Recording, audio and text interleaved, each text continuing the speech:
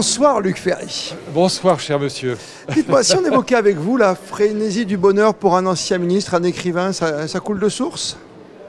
Non, ça coule pas du tout de source, non. Non. Ce que j'essaye d'expliquer dans ce livre, c'est qu'on est passé de philosophie et de religion qui étaient des philosophies et des religions du bonheur après. Pour les enfants, c'était après la classe, pendant les vacances. Pour les salariés, c'était après la retraite. Pour les communistes, c'était après la Révolution. Pour les catholiques, c'était après la mort.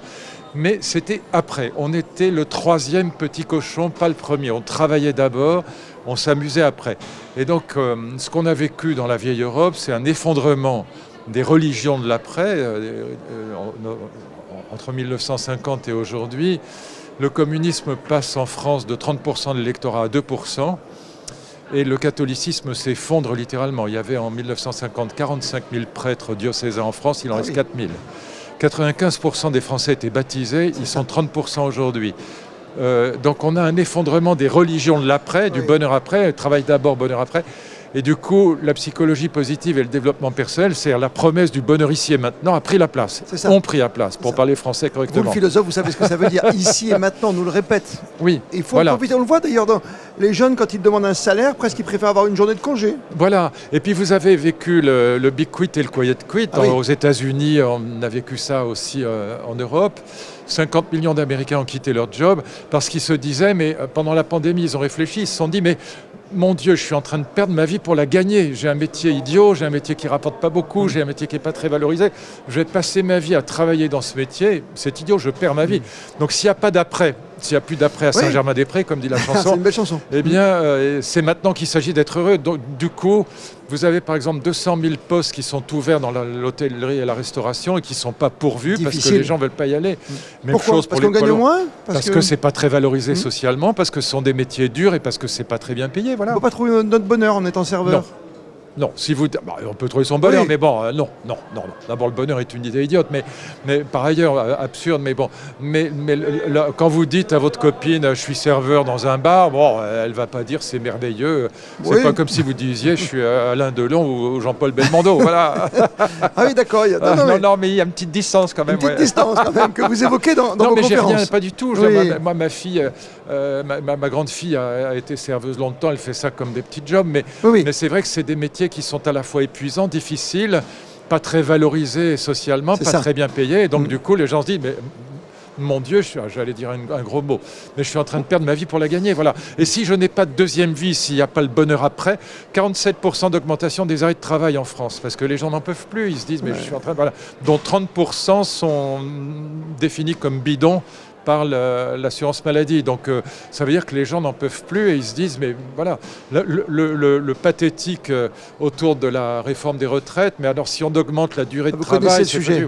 Bah oui, j'ai fait la réforme de 2003. Je pense qu'en étant ministre, vous avez fait des choses comme sur l'éducation, que ça part de là aussi aujourd'hui. Là, vous venez de parler d'une carrière de serveur ou de quelqu'un qui pourrait être un grand acteur.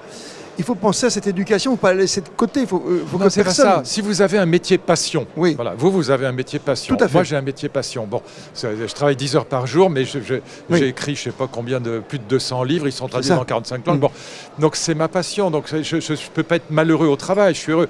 Mais si vous avez un métier que vous ne faites que pour gagner l'argent à la fin du mois, vous vous posez forcément à un moment ou à un autre. Je n'ai rien contre les serveurs, ça peut être un très beau métier. Mais vous vous posez à un moment ou à un autre, est-ce que ça vaut la peine de perdre sa vie pour la gagner? C'est tout, c'est ça l'idée qui a présidé pendant la pandémie à cette interrogation sur le travail qui a parcouru tout le monde occidental. Vous avez parlé de révolution après les années 50. Ce qui s'est passé avec la pandémie, quand même, c'est un marqueur très très fort. On n'est pas encore complètement sorti quelque part. Si, on n'est plus dans les confinements, tandis que la période de confinement, c'était, si vous voulez, une période de temps hors quotidienneté, si je puis dire. C'était hors du train-train quotidien. Les vacances, c'est autre chose, parce que les vacances, on les prévoit. On sait que ça va arriver au mois d'août ou je ne sais pas quoi, au mois de décembre. Bon, on peut les prévoir un an à l'avance même. Voilà, on sait ce qu'on va faire. On a prévu un voyage, on a prévu d'aller voir je ne sais pas qui. Bon. Et donc, on sait ce qu'on va faire. Tandis que là, on s'est retrouvé d'un seul coup à se poser des interrogations sur ce qu'on fait, sur sa vie, qui étaient totalement imprévues et imprévisibles. Souvenez-vous qu'en France, on se signait des autorisations de sortir. Ah oui, pour pour René le chien. Oui, et il y avait un gars qui avait dit bah, c'est con, moi j'ai une tortue, ça fait 6 heures que je suis dans l'escalier. J'avais trouvé ça génial. Oui. Et je cite la blague parce qu'on était dans un monde surréaliste, si vous voulez. C'est-à-dire une rupture de la vie quotidienne. C'est exactement ce que voulaient faire les surréalistes, rupture de la vie. Et du coup, c'est propice à des interrogations philosophiques. Et il y en a eu sur la question du sens de la vie, du sens du travail, d'où ce big quit et ce quiet quit.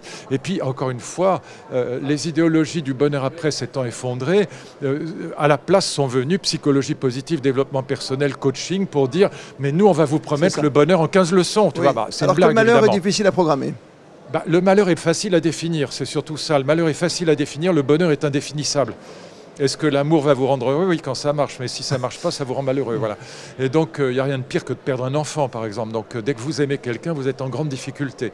Et dès qu'un être est né, il est assez vieux pour mourir. Donc, on sait que de toute façon, on a des moments de joie, des plages de sérénité, mais on sait que ça va s'arrêter. Le bonheur est une idée absurde. Kant a raison. Il dit très bien que c'est une idée indéfinissable. Le malheur, en revanche, on sait très bien ce que c'est. En tout cas, on a le bonheur de vous recevoir, un bonheur immédiat. Vous êtes gentil. Une joie, peut-être.